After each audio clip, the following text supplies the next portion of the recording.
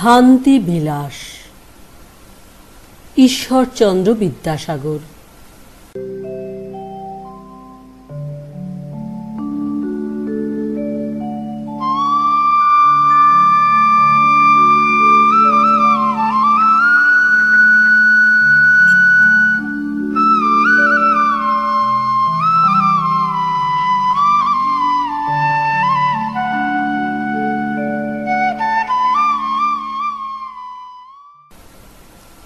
প্রথম পরিচ্ছেদ।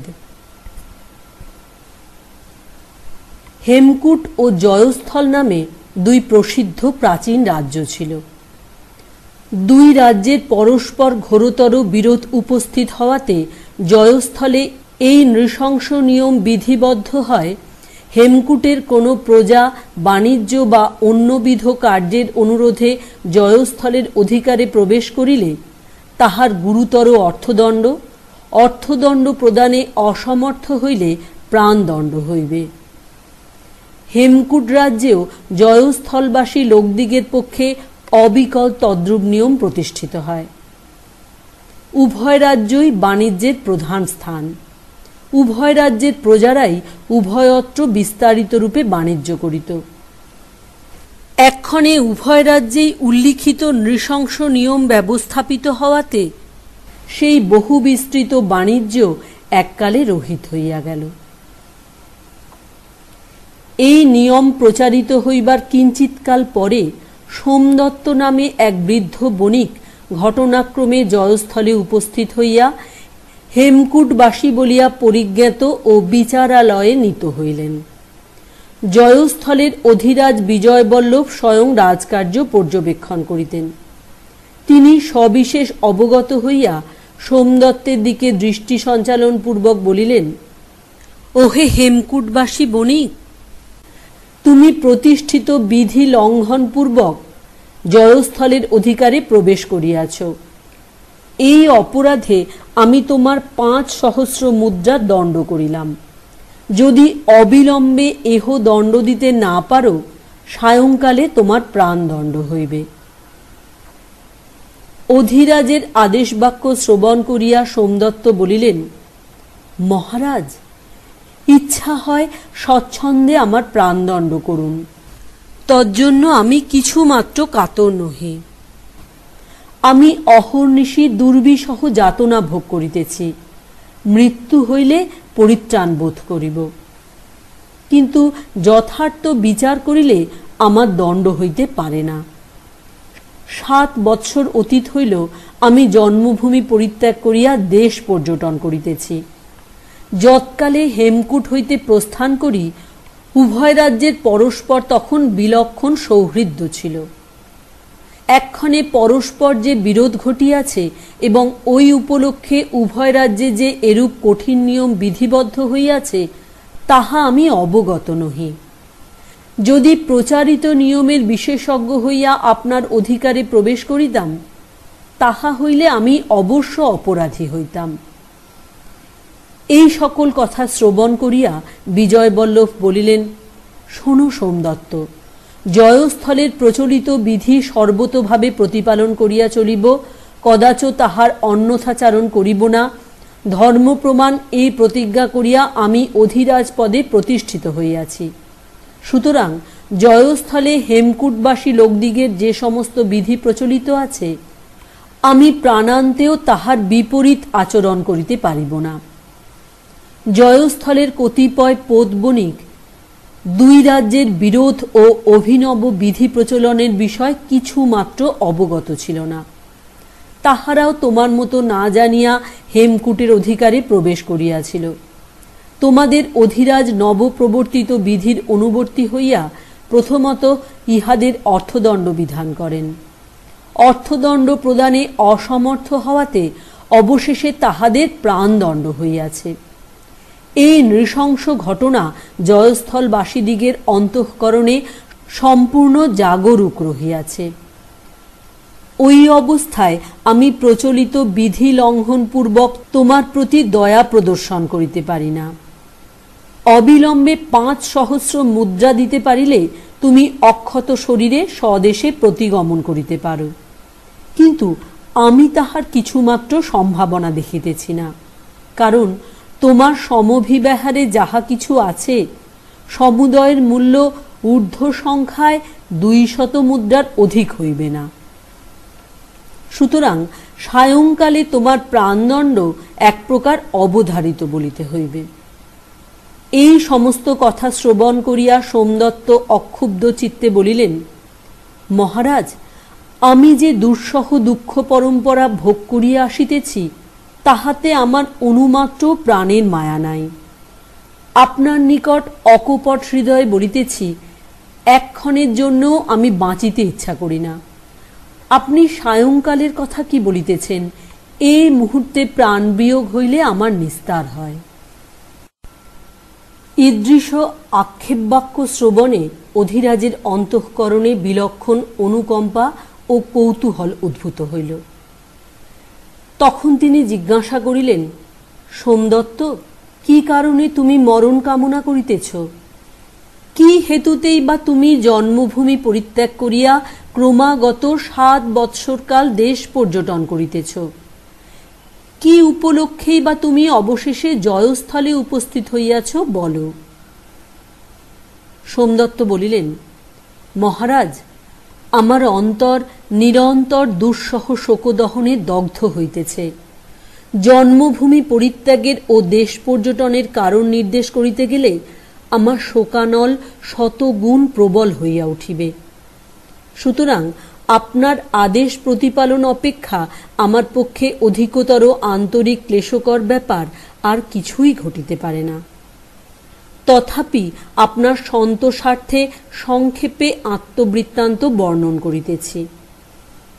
তাহাতে আমার এক মহৎ লাভ হইবে। সকল লোকে জানিতে পারিবে আমি কেবল পরিবারের মায়ায় আবদ্ধ হইয়া অবান্ধব দেশে রাজদণ্ডে প্রাণ ত্যাগ করিতেছি। আমার এই প্রাণদণ্ড কোনো গুরুতর অপরাধ নিবন্ধন নহে। মহারাজ, শ্রবণ করুন। আমি হেমকূট নগরে জন্মগ্রহণ করি। যৌবনকাল উপস্থিত হইলে লাবণ্যময়ী নাম্নী এক সুরূপা রমণীর পানি গ্রহণ করিলাম। লাবণ্যময়ী যেমন সৎকুলোৎপন্না তেমনি সদ্গুণ সম্পন্না ছিলেন। উভয়ে সহবাসে উভয়ই পরম সুখে কাল হরণ করিতে লাগিলাম। মলয়পুরে আমার বহু বিস্তৃত বাণিজ্য ব্যবসায় ছিল, তদ্বারা বহু অর্থাগম হইতে লাগিল। যদি অদৃষ্ট মন্দ না হইত, অবিচ্ছিন্ন সুখ সম্ভোগে সংসার যাত্রা সম্পন্ন করিতে পারিতাম। মলয়পুরে আমার যিনি কর্মাধ্যক্ষ ছিলেন, হঠাৎ তাহার মৃত্যু হওয়াতে তত্রত্র কার্য সকল সাতিশয় বিশৃঙ্খল হইয়া উঠিল। শুনিয়া অতিশয় ব্যাকুল হইলাম এবং সহধর্মিণীকে গৃহে রাখিয়া মলয়পুর প্রস্থান করিলাম। 6 মাস অতীত না হইতেই লাবণ্যময়ী বিরহ বেদনা সহ্য করিতে না পারিয়া তথায় উপস্থিত হইলেন এবং অনধিককালের মধ্যেই অন্তর্বত্নী হইয়া যথাকালে 2 সুকুমার যমজ কুমার প্রসব করিলেন। কুমার যুগলের অবয়বগত অনুমাত্র বৈলক্ষণ্য ছিল না। উভয়ই সর্বাংশে এরূপ একাকৃতি যে উভয়ের ভেদগ্রহ কোনো মতে সম্ভাবিত নহে।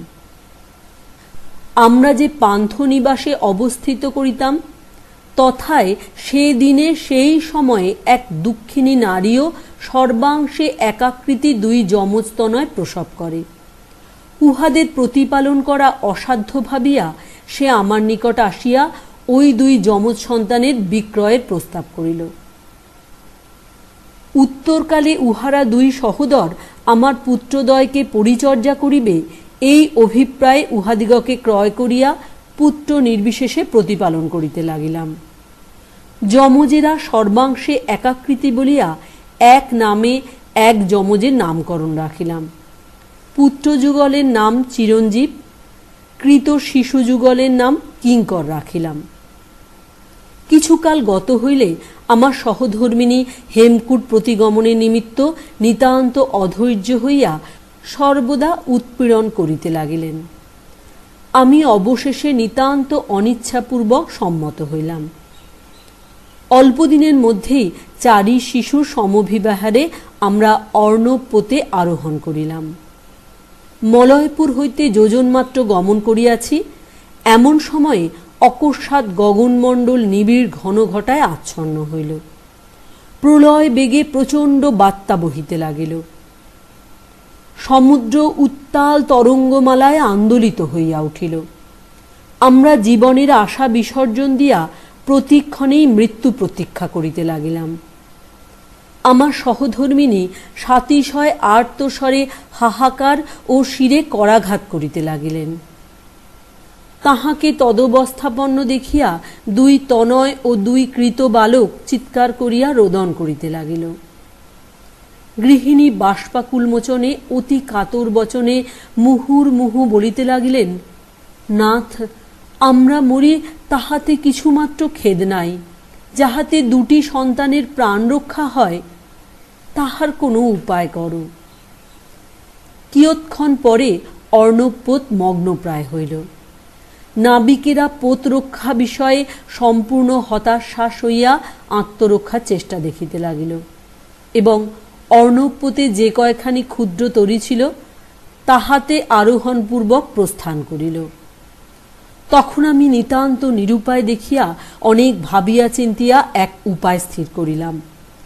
অর্ণবপোতে দুটি গুণবৃক্ষ ছিল। একের প্রান্তভাগে জ্যেষ্ঠপুত্র ও জ্যেষ্ঠকৃত শিশুকে, অপরটির প্রান্তভাগে কনিষ্ঠ পুত্র ও কনিষ্ঠকৃত শিশুকে বন্ধনপূর্বক আমরা স্ত্রী পুরুষে এক ঐক্যের অপর প্রান্তভাগে এক একজন করিয়া আপনাদিগকে বদ্ধ করিলাম। দুই গুণবৃক্ষ স্রোতের অনুবর্তী হইয়া ভাসিতে ভাসিতে চলিল। বোধ হইল আমরা কর্ণপুর অভিমুখে নীত হইতেছি। কিয়ৎক্ষণ পরে সূর্যদেবের আবির্ভাব ও বাত্তার তিরোভাব হইল। তখন দেখিতে পাইলাম দুই অর্ণবপোত অতি বেগে আমাদের দিকে আসিতেছে। বোধ হইল আমাদের উদ্ধারের জন্যই উহারা ওই রূপে আসিতেছিল। তন্মধ্যে একখানি কর্ণপুরের, অপরখানি উদয়নগরের। এ পর্যন্ত দুই গুণবৃক্ষ পরস্পরের অতি সন্নিহিত ছিল, কিন্তু উল্লিখিত পোতদ্বয় আমাদের নিকটে আসিবার কিছু পূর্বে আকস্মিক বায়ুবেগবশে পরস্পর অতিশয় দূরবর্তী হইয়া পড়িল। আমি এক দৃষ্টিতে অপর গুণবৃক্ষ নিরীক্ষণ করিতে লাগিলাম। দেখিতে পাইলাম কর্ণপুরের পোতস্থিত লোকেরা বন্ধন মোচনপূর্বক আমার গৃহিণী, পুত্র, কৃত শিশুকে অর্ণব গর্ভ হইতে উদ্ধৃত করিল। কিঞ্চিত পরেই অপর পোত আসিয়া আমাদের তিনজনের উদ্ধার করিল। এই পোতের লোকেরা যেরূপ সুহৃদভাবে সাহায্য করিতে আসিয়াছিলেন, অপর পোতের লোকেরা সেরূপ নহেন ইহা বুঝিতে পারিয়া আমাদের উদ্ধারকেরা আমার গৃহিণী ও শিশুদ্বয়ের উদ্ধারার্থে উদ্যুক্ত হইলেন। কিন্তু অপর পোত অধিকতর বেগে যাইতেছিল, সুতরাং ধরিতে পারিলাম না। তদবধি আমি, পুত্র ও প্রেয়সী উভয়ের সহিত বিয়োজিত হইয়াছিল। মহারাজ, আমার মতো হতভাগ্য কেহ নাই। এই কথা বলিতে বলিতে সোমদত্তের নয়ন যুগল হইতে প্রবল বেগে বাষ্পবারি বিগলিত হইতে লাগিল। তিনি স্তব্ধ হইয়া রহিলেন, আর কিছুই বলিতে পারিলেন না। তখন বিজয়বল্লভ বলিলেন, সোমদত্ত, দৈব বিড়ম্বনায় তোমার যে শোচনীয় অবস্থা ঘটিয়াছে তাহা শুনিয়া আমার হৃদয় অতিশয় শোকাকুল হইতেছে। ক্ষমতা থাকিলে এই দণ্ডে তোমার প্রাণদণ্ড রহিত করিতাম। সে যাহা হোক, তৎপরে কি কি ঘটনা হইল সমুদয় শুনিবার নিমিত্ত আমার চিত্তে নিরতিশয় ঔৎসুক্য জন্মিতেছে। সবিস্তার বর্ণন করিলে আমি অনুগৃহীত বোধ করিব। সোমদত্ত বলিলেন, মহারাজ, তৎপরে কিছুদিনের মধ্যেই কনিষ্ঠ তনয় ও কনিষ্ঠ কৃত শিশু সমবিবাহারে নিজ আগারে প্রতিগমনপূর্বক কিঞ্চিদ অংশে শোক সংবরণ করিয়া শিশু যুগলের লালন পালন করিতে লাগিলাম। বহুকাল অতীত হইয়া গেল, কিন্তু গৃহিণী ও অপর শিশু যুগলের কোনো সংবাদ পাইলাম না। কনিষ্ঠ পুত্রটির যত জ্ঞান হইতে লাগিল, ততই সে জননীর ও সহোদরের বিষয়ে অনুসন্ধান করিতে আরম্ভ করিল। আমার নিকট সকৃত জিজ্ঞাসায় যে উত্তর পাইত তাহাতে তাহার সন্তোষ জন্মিত না। অবশেষে ৮৮ বর্ষ বয়সে নিতান্ত অধৈর্য হইয়া আমার অনুমতি গ্রহণপূর্বক স্বীয় পরিচারক সমভিব্যাহারে সে তাহাদের উদ্দেশার্থে প্রস্থান করিল। পুত্রটি অন্ধের যষ্টিস্বরূপ আমার জীবনের একমাত্র অবলম্বন ছিল। এজন্য তাহাকে ছাড়িয়া দিতে কোনো মতে ইচ্ছা ছিল না। তৎকালে এই আশঙ্কা হইতে লাগিল, এ জন্মে যে গৃহিণী ও জ্যেষ্ঠপুত্রের সহিত সমাগম হইবে তাহার আর প্রত্যাশা নাই। আমার যেরূপ অদৃষ্ট, হয়তো এই অবধি ইহাকেও হারাইলাম। মহারাজ, ভাগ্যক্রমে আমার তাহাই ঘটিয়া উঠিল। ২ বৎসর অতীত হইল, তথাপি কনিষ্ঠ পুত্র প্রত্যাগমন করিল না। আমি তাহার অন্বেষণে নির্গত হইলাম। ৫ বৎসরকাল অবিশ্রান্ত পর্যটন করিলাম, কিন্তু কোনো স্থানেই কিছু মাত্র সন্ধান পাইলাম না। পরিশেষে নিতান্ত নিরাশ্বাস হইয়া হেমকূট অভিমুখে গমন করিতেছিলাম। জয়স্থলের উপকূল দৃষ্টিপথে পতিত হওয়াতে মনে ভাবিলাম, এত দেশে পর্যটন করিলাম, এই স্থানটি অবশিষ্ট থাকে কেন? এখানে যে তাহাকে দেখিতে পাইব তাহার কিছুমাত্র আশা ছিল না, কিন্তু তাহাকে না দেখিয়া চলিয়া যাইতেও কোনো মতে ইচ্ছা হইল না। এইরূপে জয়স্থলে উপস্থিত হইয়া কিয়ৎক্ষণ পরে ধৃত ও মহারাজের সম্মুখে আনিত হইলাম। মহারাজ, আজ সায়ংকালে আমার সকল ক্লেশের অবসান হইবে। যদি প্রেয়সী ও তনয়েরা জীবিত আছে ইহা শুনিয়া মরিতে পারি, তাহা হইলে আমার আর ক্ষোভ থাকে না। সোমদত্তের আখ্যান শ্রবণে নিরতিশয় দুঃখিত হইয়া বিজয়বল্লভ বলিলেন, সোমদত্ত, আমার বোধ হয় তোমার মতো হতভাগ্য ভূমণ্ডলে আর নাই। বিচ্ছিন্ন ক্লেশভোগে কালহরণ করিবার নিমিত্তই তুমি জন্মগ্রহণ করিয়াছিলে। তোমার বৃত্তান্ত আদ্যোপান্ত শ্রবণ করিয়া আমার হৃদয় বিদীর্ণ হইতেছে। যদি ব্যবস্থাপিত বিধির উল্লঙ্ঘন না হইত, তাহা হইলে আমি তোমার প্রাণ রক্ষার নিমিত্ত প্রাণপণ যত্ন করিতাম। জয়স্থলের প্রচলিত বিধি অনুসারে তোমার প্রাণদণ্ডের ব্যবস্থা হইয়াছে। যদি অনুকম্পার বশবর্তী হইয়া ওই ব্যবস্থা রহিত করি, তাহা হইলে আমি জয়স্থল সমাজে যার পর নাই হেয় ও অশ্রদ্ধেয় হইব। তবে আমার যে পর্যন্ত ক্ষমতা আছে তাহা করিতেছি। তোমাকে সায়ংকাল পর্যন্ত সময় দিতেছি। এই সময়ের মধ্যে যদি কোনো রূপে ৫,০০০ মুদ্রা সংগ্রহ করিতে পারো, তোমার প্রাণ রক্ষা হইবে, নতুবা তোমার প্রাণদণ্ড অপরিহার্য। অনন্তর তিনি কারাধ্যক্ষকে বলিলেন, তুমি সোমদত্তকে যথাস্থানে সাবধানে রাখো। কারাধ্যক্ষ যে আজ্ঞা মহারাজ বলিয়া সোমদত্ত সমভিব্যাহারে প্রস্থান করিল।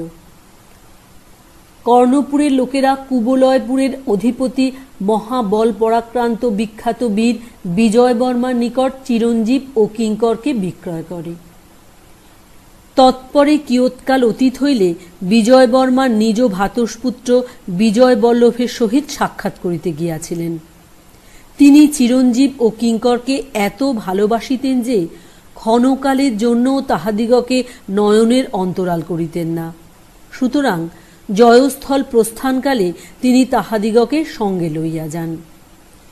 ওই সকল বালককে দেখিয়া ও তাহাদের প্রাপ্তিবৃত্তান্ত শুনিয়া বিজয়বল্লভের অন্তঃকরণে নিরতিশয় দয়া উপস্থিত হয় এবং দিন দিন তাহাদের প্রতি প্রগাঢ় স্নেহ সঞ্চার হইতে থাকে। পিতৃব্যের প্রস্থান সমাগত হইলে ভ্রাতৃব্য সবিশেষ আগ্রহ প্রদর্শন পূর্বক তাহার নিকটে বালকদ্বয়ের প্রাপ্তি বাসনা জানাইয়াছিলেন। তদনুসারে বিজয়বর্মা তদীয় প্রার্থনা পূর্ণ করিয়া স্বস্থানে প্রতিগমন করেন। অভিপ্রেত লাভে সাতিশয় আহ্লাদিত হইয়া বিজয়বল্লভ পরম যত্নে চিরঞ্জীবের লালন পালন করিতে লাগিলেন এবং সে বিষয় কার্যের উপযোগী বয়সপ্রাপ্ত হইলে তাহাকে এককালে সেনা সংক্রান্ত উন্নত পদে প্রতিষ্ঠিত করিলেন। চিরঞ্জীব প্রত্যেক যুদ্ধেই বুদ্ধিমত্তা, কার্যদক্ষতা ও অকুতভয়তা প্রভৃতির প্রভূত পরিচয় প্রদান করিতে লাগিলেন। একদা বিজয়বল্লভ একাকী বিপক্ষ মণ্ডলে এরূপে বেষ্টিত হইয়াছিলেন যে তাহার প্রাণ বিনাশের সম্পূর্ণ সম্ভাবনা ঘটিয়াছিল। সেদিন কেবল চিরঞ্জীবের বুদ্ধি কৌশলে ও সাহস গুণে তাহার প্রাণ রক্ষা হয়। বিজয়বল্লভ যার পর্নায় প্রীত ও প্রসন্ন হইয়া তদবধি তাহার প্রতি পুত্র বাৎসল্য প্রদর্শন করিতে লাগিলেন। এই ঘটনার কিছুদিন পূর্বে জয়স্থলবাসী এক শ্রেষ্ঠী অতুল ঐশ্বর্য এবং চন্দ্রপ্রভা ও বিলাসিনী নামে দুই পরমা সুন্দরী কন্যা রাখিয়া পরলোক যাত্রা করেন। মৃত্যুকালে তিনি অধিরাজ বিজয়বল্লভের হস্তে স্বীয় বিষয়ের ও কন্যাদ্বয়ের রক্ষণাবেক্ষণ সংক্রান্ত সমস্ত ভার প্রদান করিয়া যান। বিজয়বল্লভ শ্রেষ্ঠীর জ্যেষ্ঠা কন্যা চন্দ্রপ্রভার সহিত চিরঞ্জীবের বিবাহ দিলেন। চিরঞ্জীব এই অসম্ভাবিত পরিণয় সংঘটন দ্বারা এককালে এক সুরূপা কামিনীর পতি ও অতুল ঐশ্বর্যের অধিপতি হইলেন। এই রূপে তিনি বিজয়বল্লভের স্নেহগুণে ও অনুগ্রহ বলে জয়স্থলে গণনীয় ব্যক্তি হইয়া উঠিলেন এবং স্বভাবসিদ্ধ দয়া, সৌজন্য, ন্যায়পরতা ও অমায়িক ব্যবহার দ্বারা সর্বসাধারণের স্নেহপাত্র ও সম্মানভাজন হইয়া পরম সুখে কালযাপন করিতে লাগিলেন। চিরঞ্জীব অতি শৈশবকালে পিতা, মাতা ও ভ্রাতার সহিত বিয়োজিত হইয়াছিলেন। তৎপরে আর কখনো তাহাদের কোনো সংবাদ পান নাই। সুতরাং জগতে তাহার আপনার কেহ আছে বলিয়া কিছুমাত্র বোধ ছিল না। তিনি শৈশবকালে সকল কথাই ভুলিয়া গিয়াছেন। সমুদ্রে মগ্ন হইয়াছিলেন, কোনরূপে প্রাণ রক্ষা হইয়াছে, কেবল এই বিষয়টির অনতি পরিস্ফুট স্মরণ ছিল। জয়স্থলে তাহার আধিপত্যের সীমা ছিল না। যদি তিনি জানিতে পারিতেন সোমদত্ত তাহার জন্মদাতা, তাহা হইলে সোমদত্তকে একক্ষণের জন্য রাজদণ্ডে নিগ্রহ ভোগ করিতে হইত না। যে দিবস সোমদত্ত জয়স্থলে উপস্থিত হন, কনিষ্ঠ চিরঞ্জীবও সেই দিবস স্বকীয় পরিচারক কনিষ্ঠ কিঙ্কর সমভিব্যাহারে তথায় উপনীত হইয়াছিলেন। তিনিও স্বকীয় পিতার ন্যায় ধৃত, বিচারালয়ে নীত ও রাজদণ্ডে নিগৃহীত হইতেন, তাহার সন্দেহ নাই। দৈবযোগে এক বিদেশীয় বন্ধুর সহিত সাক্ষাৎ হওয়াতে তিনি বলিলেন, বয়স্য, তুমি এ দেশে আসিয়াছ কেন? কিছুদিন হইল হেমকূটবাসীদিগের পক্ষে ভয়ানক নিয়ম প্রবর্তিত হইয়াছে। তুমি হেমকূটবাসী বলিয়া কোনো ক্রমে কাহারও নিকট পরিচয় দিও না। মলয়পুরে তোমার জন্মস্থান এবং সে স্থানে তোমাদের বহু বিস্তৃত বাণিজ্য আছে।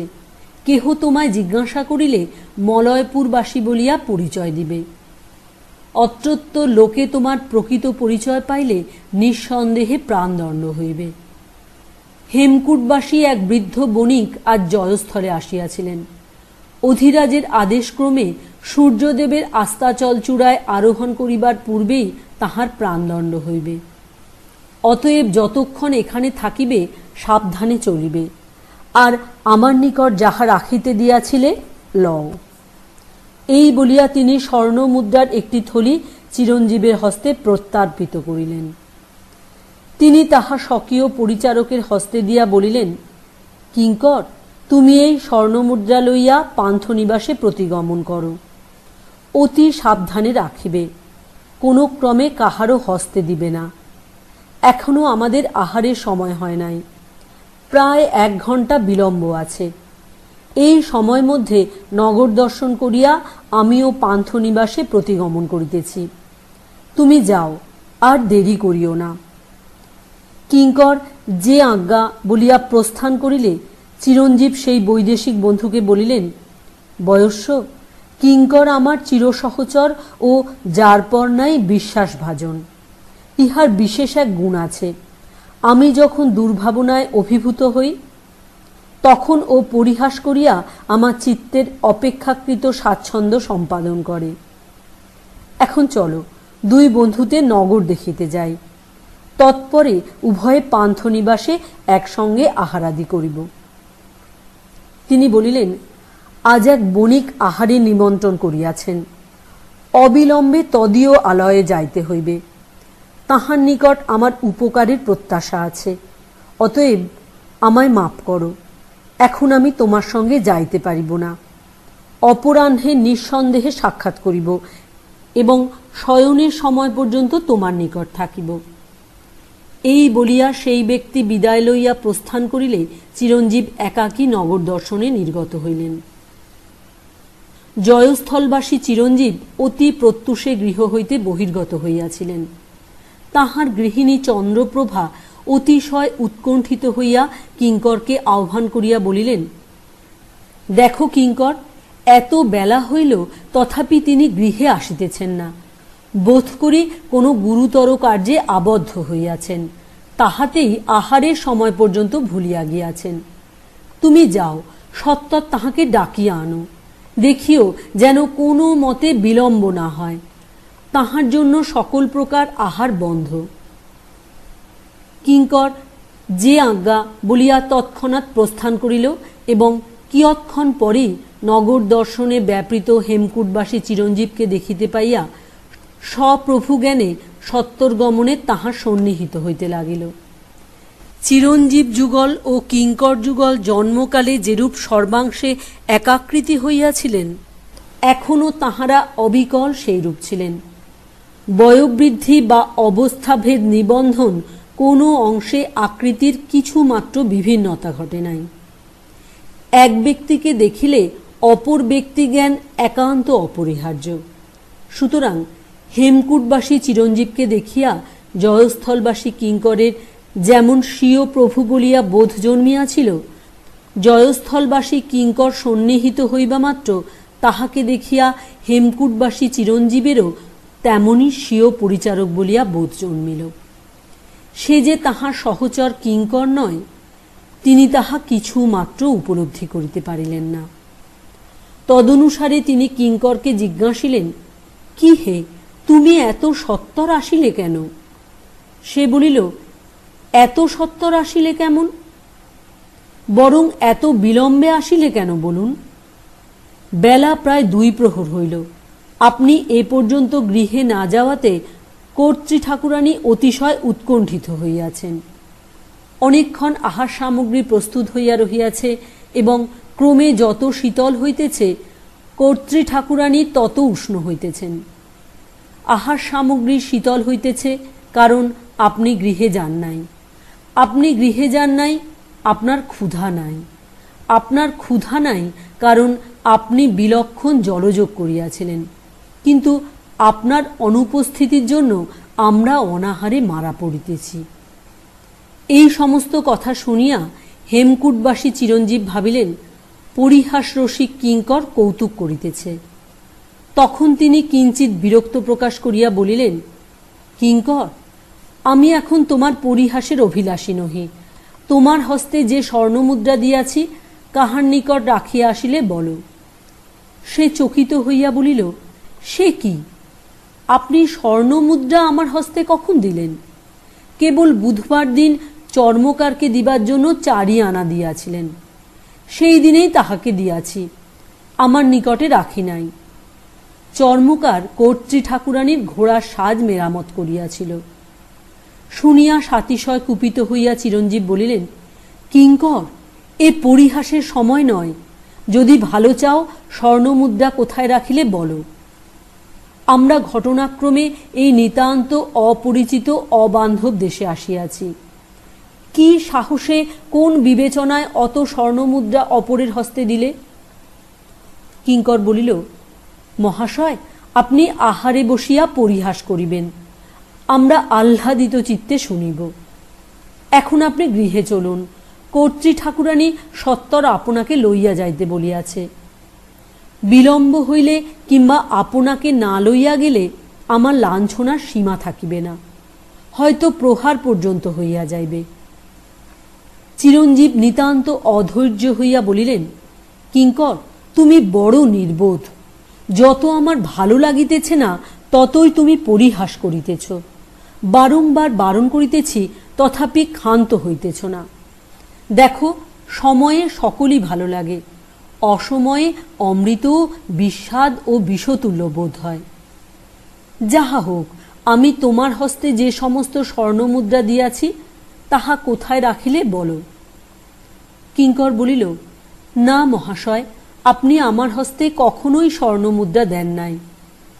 তখন চিরঞ্জীব বলিলেন, কিঙ্কর, আজ তোমার কি হইয়াছে বলিতে পারি না। পাগলামি চূড়ান্ত হইয়াছে, আর নয়, ক্ষান্ত হও। বলো, স্বর্ণমুদ্রা কোথায় কাহার নিকটে রাখিয়া আসিলে? সে বলিল, মহাশয়, এখন স্বর্ণমুদ্রার কথা রাখুন। আমার হস্তে স্বর্ণমুদ্রা দিয়া থাকেন, পরে বুঝিয়া লইবেন, সেই জন্যে আমার তত ভাবনা নাই।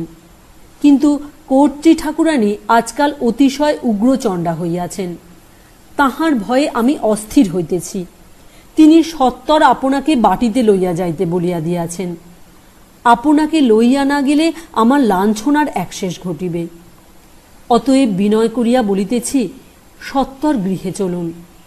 তিনিও তাহার ভগিনী নিতান্ত আকুল চিত্তে আপনার প্রতীক্ষা করিতেছেন। এই সকল কথা শুনিয়া কোপে কম্পিত কলেবর হইয়া চিরঞ্জীব বলিলেন, আরে দুরাত্মন, তুমি পুনঃ পুনঃ কর্ত্রী ঠাকুরানীর উল্লেখ করিতেছ। তোমার কর্ত্রী ঠাকুরানী কে? কিছুই বুঝিতে পারিতেছি না।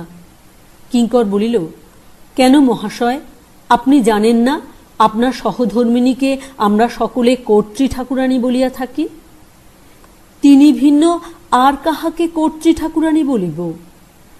তিনি আমায় আপনাকে গৃহে লইয়া যাইবার নিমিত্ত পাঠাইয়াছেন।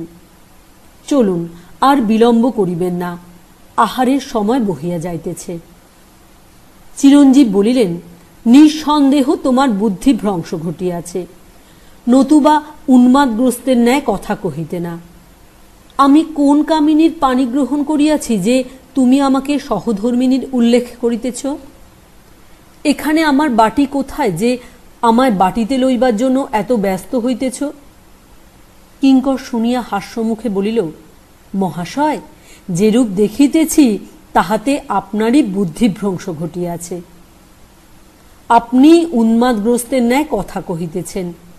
এ সকল কথা কর্ত্রী ঠাকুরানীর কর্ণগোচর হইলে তিনি আপনাকে বিলক্ষণ শিক্ষা দিবেন।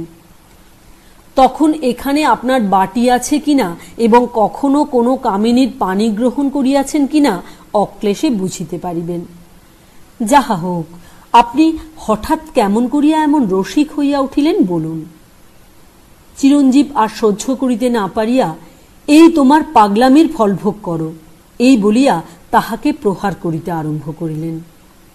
কিঙ্কর হতবুদ্ধি হইয়া বলিল, মহাশয়, অকারণে প্রহার করেন কেন? আমি কি অপরাধ করিয়াছি?